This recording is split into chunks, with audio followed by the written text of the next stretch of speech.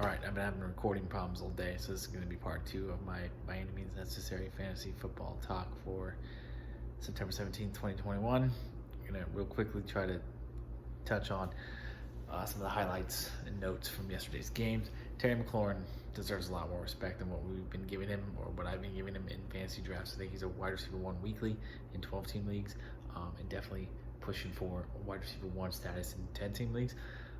He's like Allen Robinson. Doesn't matter who's throwing him the ball, he's gonna have a great day. And like Allen Robinson, he's been getting disrespected for a lot of years. He's had bad quarterbacks or average quarterbacks this whole time. But I think we need to. I'm no longer going to be disrespecting Terry McLaurin. He's earned my respect after yesterday's performance. Definitely not going to downgrade him on draft day from here on out. Josh Jacobs is out for Sunday's game. That's been officially ruled, officially announced, as is Will Fuller. So make other arrangements there. I don't think it was time to trust Will Fuller anyway. We need to see what he can do in this offense with Tua throwing him the ball. But Josh Jacobs, this means Kenny Drake should be in for a great day. So if you have Kenny Drake, I recommend starting him at least as a flex. And if you have Josh Jacobs, you probably should have drafted Kenny Drake anyway, just as I did.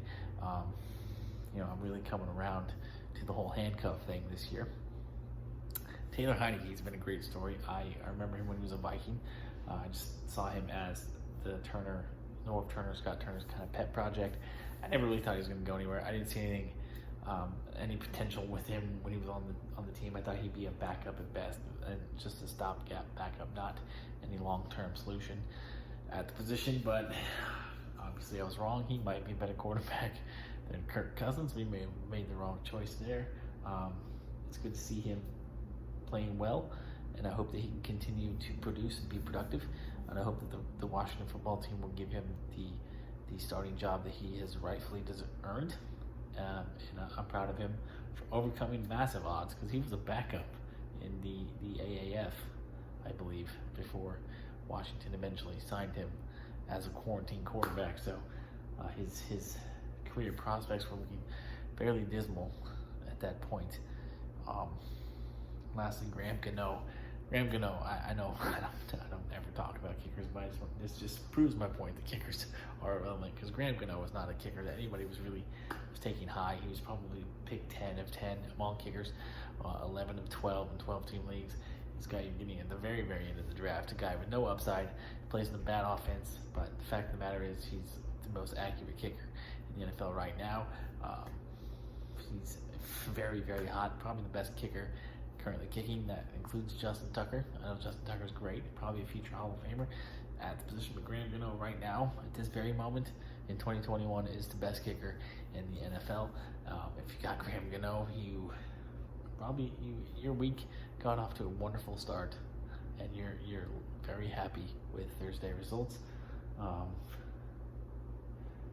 if you don't have Graham Gano and you're playing against Graham Gano, you're probably hurting right now. But you shouldn't take too much. Take Thursday with a grain of salt. You still got all your guys to go on Sunday. A lot can change between now and then. However, I do have Graham Gano in my money league. I believe he was I was the last person to draft a kicker, because apparently in money leagues kickers go earlier than you would think they would. Maybe he was like the 9th kicker drafted. I think he was 10th. He was 9th or 10th though, definitely.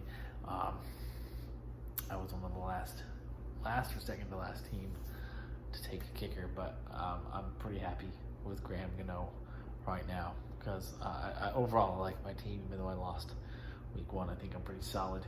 I think I have a chance at a good playoff run and possibly winning this thing. And if Graham Gano can continue to kick like this, then I'm very confident top to bottom of my roster. But I'm going to end this video now before it cuts me off, because it's been doing that all night long, because apparently I have storage problems. I'm going to have to figure that out. Hopefully I'm going to be able to take some more pictures, document my trip here to Minnesota, because this is only day 3.